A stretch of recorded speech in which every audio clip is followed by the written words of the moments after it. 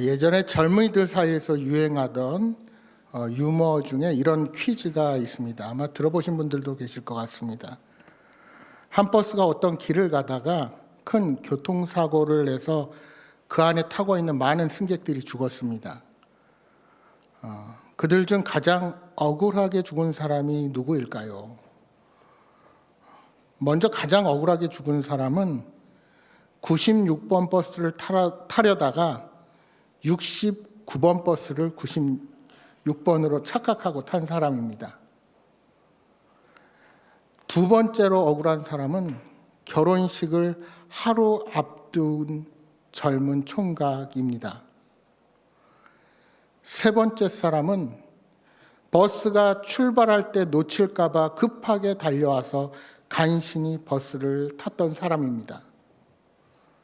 그리고 네 번째 사람은 버스 안에서 졸다가 자신이 내려야 할 곳에서 내리지 못하고 한 정거장을 더 가서 죽은 사람이라고 합니다. 사실 우습게 생각할 수 있는 이야기지만 그 웃음 뒤에 결코 웃어 넘길 수 없는 인생의 진리가 숨어 있다는 사실을 우리가 발견하게 됩니다. 이러한 인생의 비극과 허무는 우리가 살아가는 세상에서 보편적으로 일어나는 일의 일부입니다. 여러분, 우리가 인생을 통해서 많은 것을 쟁취하면서 살 것 같지만 일생을 바쳐서 노력하고 성취해도 잠시뿐이고 너무나도 허무한 것 투성이입니다. 혼신의 힘을 다해서 목숨을 걸고 직장과 사업장에서 생존 경쟁을 치르지만 그 결과는 잠시 있다가 사라지는 물거품과도 같습니다. 많은 사람들이 해결하지 못하는 마음의 공허감을 가지고 인생을 살아갑니다. 그 공허함을 채우기 위해서 어떤 사람은 명예를 얻고자 죽어라 달려갑니다. 명예를 얻으면 그 공허감을 채울 것처럼 말입니다. 어떤 사람은 돈으로, 어떤 사람은 쾌락과 즐거움으로, 어떤 사람은 지식으로, 어떤 사람은 출세로 그 공허함을 채워보고자 애를 씁니다. 그러나 그 어떠한 것으로도 인간의 텅 빈 마음을 채울 수 없습니다. 왜냐하면 인간의 마음에 있는 그 공허함은 끝을 알 수 없는 깊은 바닷속과 같기 때문입니다. 아무리 많은 것을 갖다 부어도 결코 채워지지 않습니다. 마치 밑 빠진 독에 물을 붓는 것처럼 무엇을 채워도 잠깐 후면 인생의 공허감에 또 사로잡히고 마는 것입니다. 그래서 많은 사람들이 종교를 통해서 그 마음의 공허감을 채워보려고 합니다. 뭔가 위안을 얻고 평안한 마음을 얻기 위해서 그렇게 종교에 귀합니다. 그러나 종교적인 열심과 신께 드리는 제사만으로 채워지지 않습니다. 인생의 진리를 깨닫지 못한 종교적 열심이 우리의 삶의 허물을 결코 채울 수 없는 겁니다. 예수 그리스도를 만나지 못한 종교, 예수 그리스도를 만나지 못한 예배, 예수 그리스도를 만나지 못한 우리의 열심은 여전히 우리를 공허하게 만들 뿐입니다. 따라서 마음의 공허함을 채우는 방법은 오직 하나, 예수 그리스도를 만나는 것뿐입니다. 명절 끝날에 예수님께서 성전에서 큰 소리로 외치셨습니다. 누구든지 목마르거든 내게로 와서 마시라. 여기 명절은 유대인의 가장 큰 명절 중에 하나인 초막절을 의미합니다. 우리 유대인들에게 가장 큰 명절을 둘 꼽으라고 하면 바로 하나는 유월절이요, 하나는 초막절입니다. 유월절은 여러분이 잘 아시는 것처럼 출애굽과 이스라엘의 구원과 관련이 있습니다. 그래서 유대인들이 지키는 명절 가운데 가장 먼저 지키는 명절이 유월절입니다. 시기적으로는 지금과 다르지만 우리로 말하면 우리 설날의 성격과 조금 비슷합니다. 그리고 초막절은 유대인의 명절 가운데 가장 마지막에 위치해서 광야 40년을 지켜주신 그 은혜에 감사하며 드리는 일종의 추수감사절과도 같은 절기입니다. 우리말로 하면 가족이 함께하는 그런 감사의 절기입니다. 이들은 이래 동안 초막을 만들어서 거주하면서 광야의 40주년의 생활을 묵상하게 됩니다. 그런데 이 초막절에만 행하는 두 가지 의식이 유대인들에게 있습니다. 첫 번째 의식은 성전의 번제단 남서쪽에 버드나무 가지를 세우고 그 나뭇가지를 돌면서 기도문을 낭송하는 의식입니다. 이 버드나무는 예루살렘 남서쪽에 있는 모짜라는 마을의 시내가에서 꺾어온 것입니다. 매일 새로운 버드나무를 하나씩 꺾어다가 그 번제단이 있는 남서쪽에다가 세워둡니다. 그러면 초막절을 지키기 위해서 예루살렘의 성전을 찾아온 순례자들이 그 나무를 하루에 한 번씩 주위를 돌면서 시편 118편 25절의 기도문을 목청껏 낭독했습니다. 여호와여 구하옵나니 이제 구원하소서. 여호와여 우리가 구하옵나니 이제 형통하게 하소서. 이 시편 118편 25절에 나오는 이제 구원하소서라는 말이 히브리어로 호시아나, 우리가 잘 알고 있는 호산나입니다. 이때 순례자들은 초막절에 흔드는 네 가지 나무, 아름다운 나무실과 종려나무 또는 나무의 무성한 가지, 신의 버들 중에 하나를 다 준비합니다. 그리고 7일 동안 이스라엘 백성들이 바로 이 번제단 남서쪽에 세워놓은 커다란 버드나무 가지를 계속 돕니다. 이것이 말라 비틀어질 때까지. 또한 자신의 손에 든 그 나뭇가지들이 말라 비틀어가는 모습을 보면서 호산나를 외치는 것입니다. 물이 없어서 말라 비틀어지는 그 나뭇가지처럼 하나님의 은혜를 갈구하는 마음으로 호산나를 크게 외치는 것입니다. 이제 하나님께서 이른 비와 늦은 비를 제때 주시지 않는다면 올해는 아무리 많은 수확을 했어도 이 말라 비틀어진 나무처럼 내년에는 흉년이 들어서 먹을 것이 없을지도 모릅니다. 그러기에 그들은 호산나를 외치면서 하나님의 도움을 간절하게 외친 것입니다.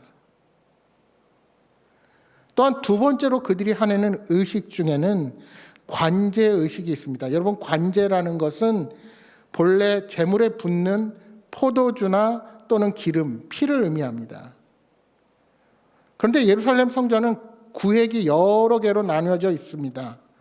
그래서 그 성전 건물 밖에는 이방인들이 들어올 수 있는 이방인의 뜰이 있습니다. 그래서 성전 바깥에 있고요. 그리고 성전 안쪽에 들어오면 가장 먼저 여인들이 들어올 수 있는 여인의 뜰이 있고, 조금 더 들어오면 거기에는 유대인 남자들이 들어갈 수 있는 유대인의 뜰이 있습니다. 일반적으로 일반 백성들은 거기까지밖에 못 들어갑니다. 그리고 그 안쪽으로 제사장의 뜰이 있고, 그 뜰을 지나면 성소가 있는데 그 제사를 담당하는 제사장만이 그 성소에 들어갈 수 있습니다. 그리고 그 가장 안쪽에 있는 지성소는 대제사장만 1년에 한 차례씩 7월 10일 대속죄일에 들어갈 수 있습니다. 이 중에 제사장만 들어갈 수 있는 제사장의 뜰에 번제단과 물두멍이 있습니다.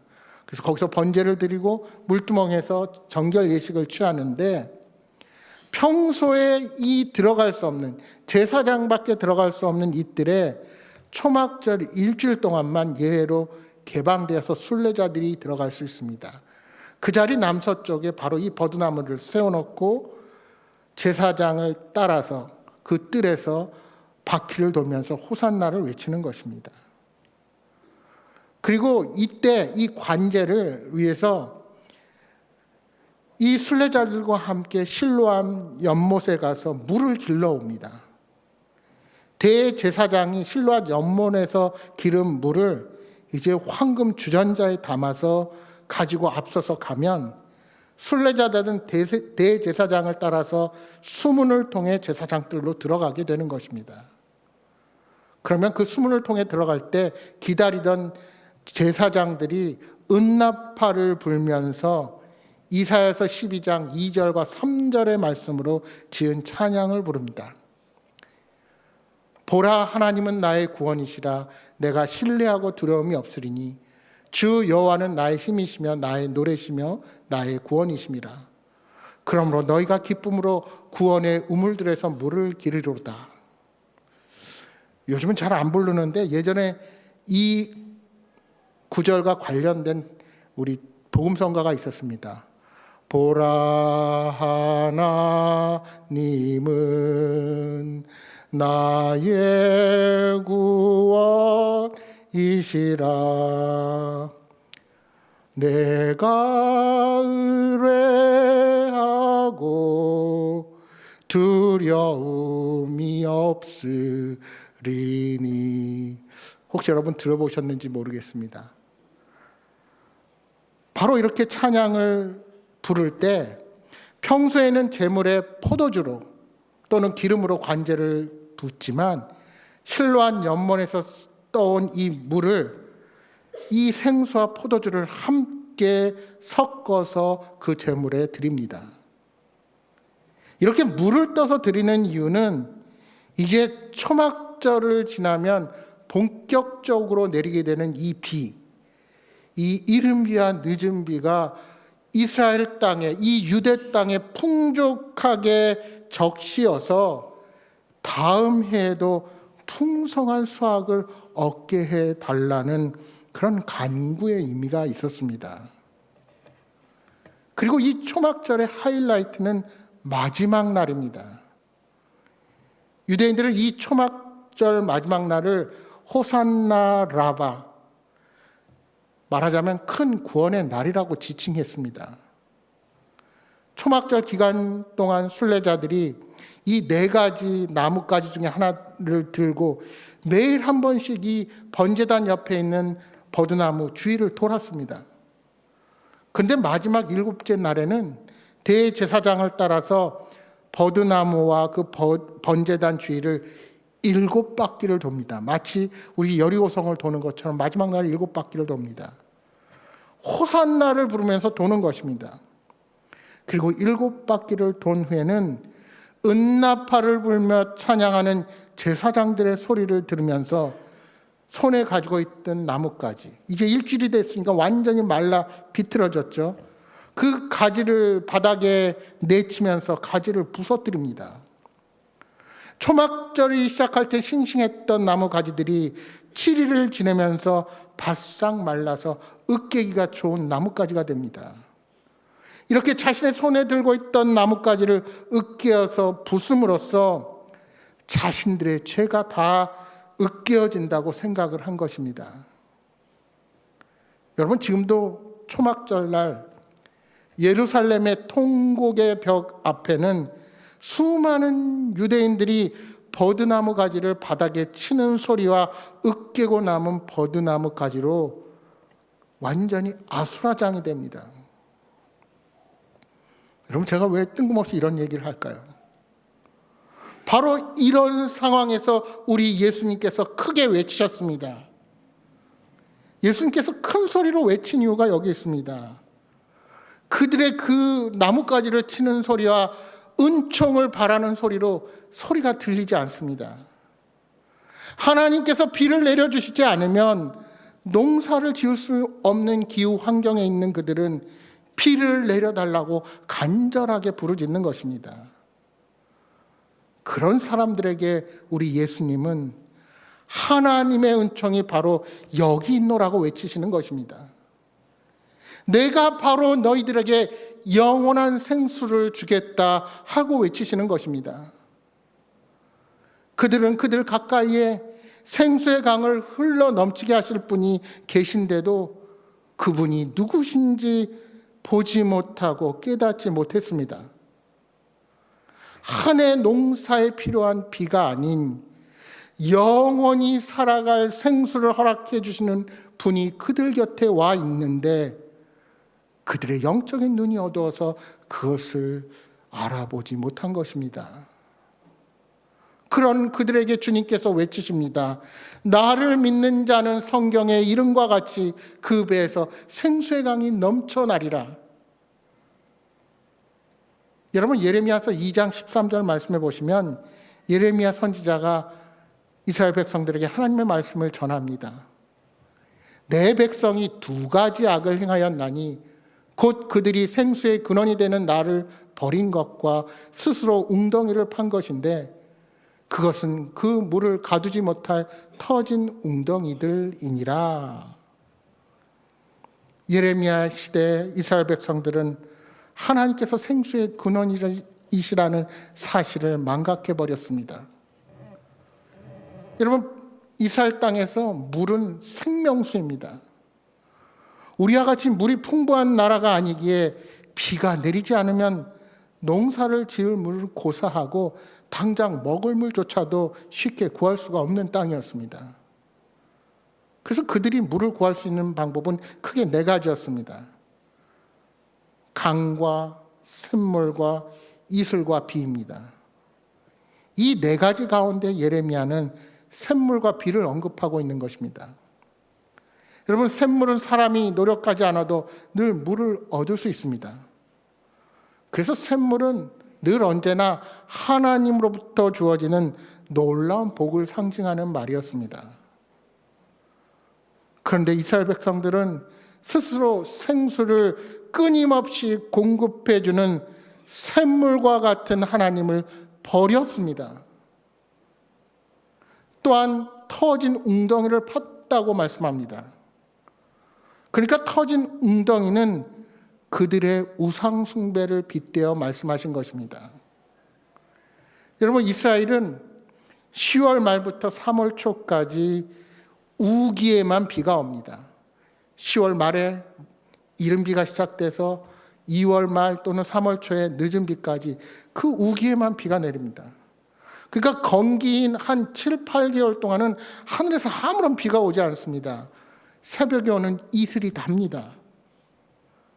따라서 샘도 강도 없는 유대 땅 대부분의 지역에서 건기에 물을 얻을 수 있는 방법은 커다란 웅덩이를 파서 건기에 얻을 수 없는 물을 미리 우기 때 그 안에 채워 넣는 것입니다. 그러기에 물을 저장하는 웅덩이는 이스라엘 백성들에게 매우 중요했습니다. 그런데 예레미야 선지자는 이스라엘 백성들이 이 웅덩이를 파긴 팠는데 터진 웅덩이를 팠다고 말씀하시는 것입니다. 하나님을 떠나서 우상 숭배를 하는 행위는 우리의 생명을 이어가는데 아무런 도움이 줄 수 없다는 것을 이 말씀을 통해서 비유로 말씀하시는 것입니다. 이제 지금 예루살렘 성전을 찾아온 순례자들은 큰 소리로 호산나를 외치면서 실로와 연못에서 황금 주전자로 물을 길러 왔습니다. 또한 나뭇가지를 바닥에 내리치고 으깨면서 죄를 용서해 주시고 이른 비와 늦은 비를 달라고 복을 빌고 있습니다. 그런데 예수님 보시기에 이런 그들의 모든 의식들, 그들이 행하는 이 모든 것이 생수의 근원이 되시는 하나님을 버리고 물을 하나도 저장할 수 없는 터진 웅덩이에 판 예레미야 시대의 그런 모습과 같게 보신 것입니다. 실로암 연못에서 황금 주전자로 아무리 많은 물을 길어온들 그 물은 영원하지 않습니다. 시간이 지나면 그 물 또한 말라버립니다.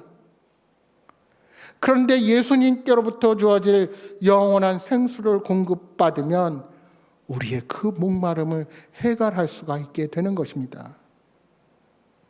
그들은 오늘도 물을 길러왔듯이 내일도 실로암 연못으로 또 물을 길러 내려가야 합니다.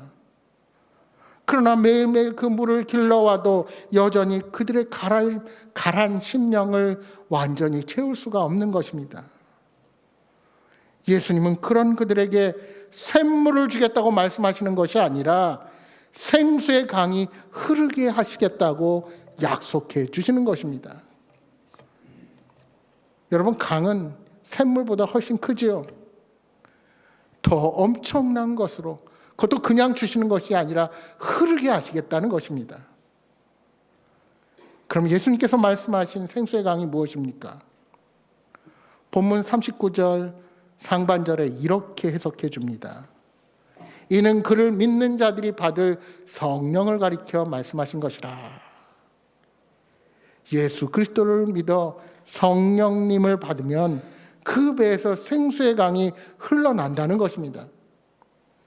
그렇습니다. 예수 그리스도를 구주로 영접하고 성령을 받으면 우리의 심령에는 생수의 강이 흘러납니다. 여러분, 그 생수의 강은 에스겔서 47장에 나오는 에스겔의 환상을 생각하게끔 합니다. 여러분, 에스겔의 환상에 보시면 성전 문지방에 흐르기 시작한 물이 동편으로 흘러갑니다.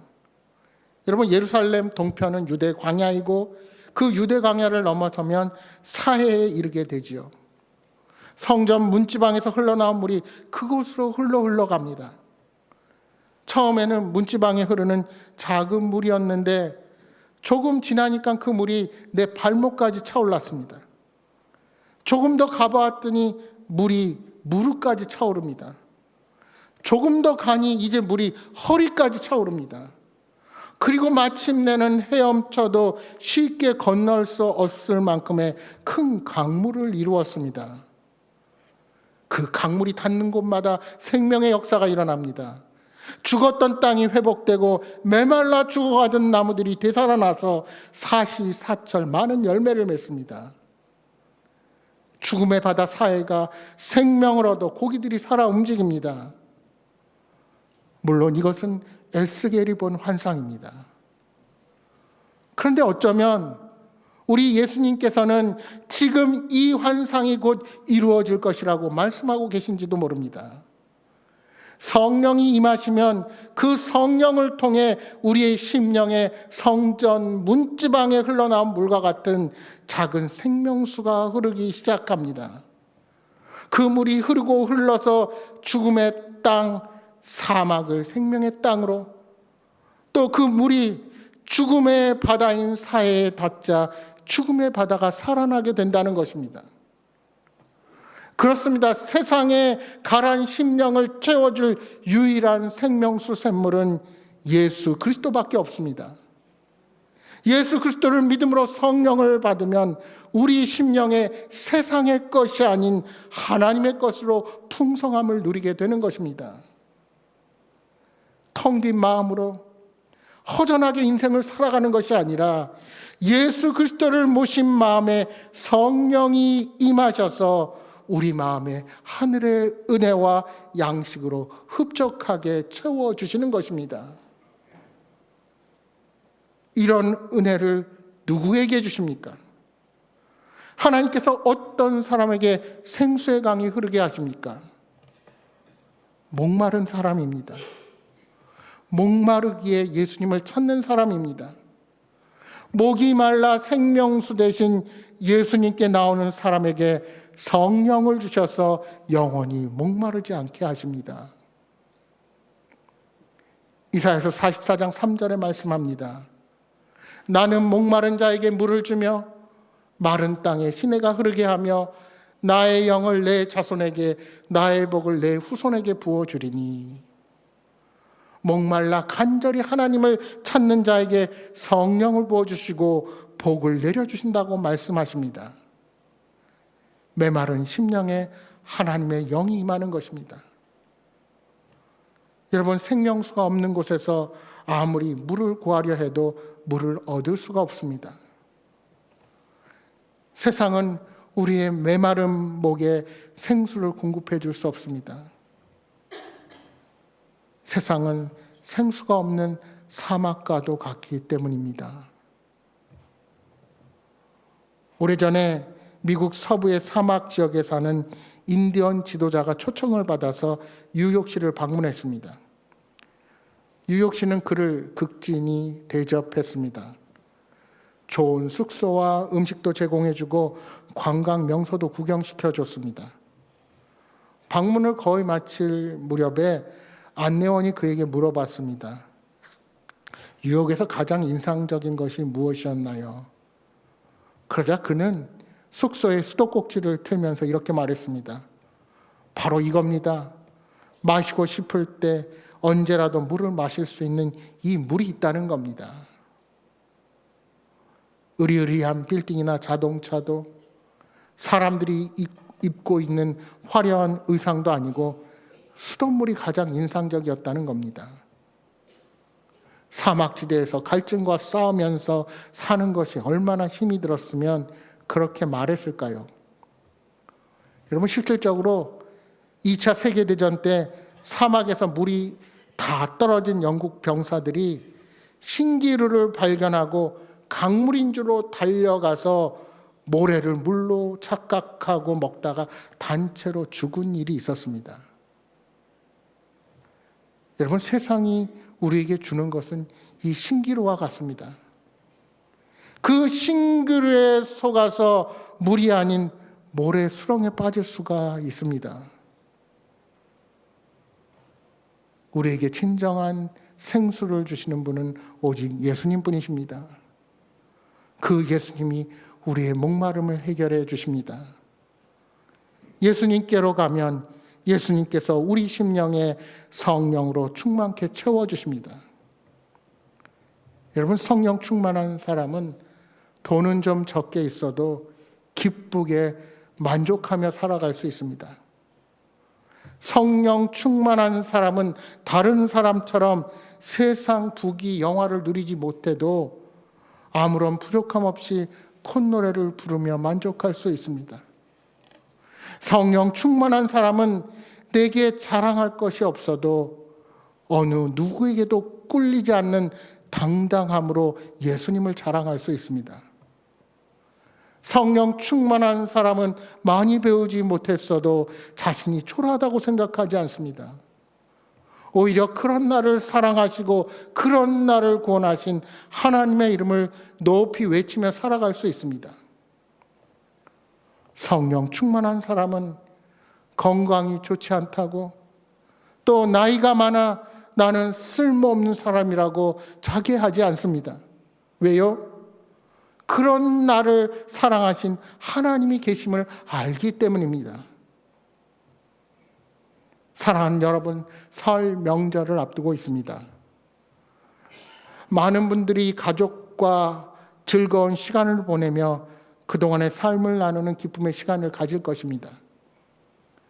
그 자리에 있는 믿음의 사람들은 어떤 모습이어야 할까요? 오직 우리의 자랑은 예수 그리스도가 되어야 합니다. 우리의 모습 속에서 예수 그리스도의 향기가 품어나와야 합니다. 여러분, 영원한 생수를 오늘 우리들만 마셔야 하겠습니까? 사랑하는 우리의 가족, 우리의 친지들이 우리들의 모습 속에서 예수 그리스도를 볼 수 있도록 성령 충만한 모습으로 서시기를 소망합니다. 누구든지 목마르거든 내게로 와서 마시라. 나를 믿는 자는 성경의 이름과 같이 그 배에서 생수의 강이 흘러나리라. 이 음성을 주님의 음성으로 듣고 주님 앞으로 나온 모든 사람에게는 성령을 선물로 주십니다. 영원히 목마르지 않는 샘물을 허락해 주십니다. 다가온 설 명절, 여러분이 서 계신 자리가 어디이든지 하나님의 자녀로서 구원받은 백성으로 풍성한 은혜와 감사가 넘치는 삶을 사시기를 주님의 이름으로 축복합니다.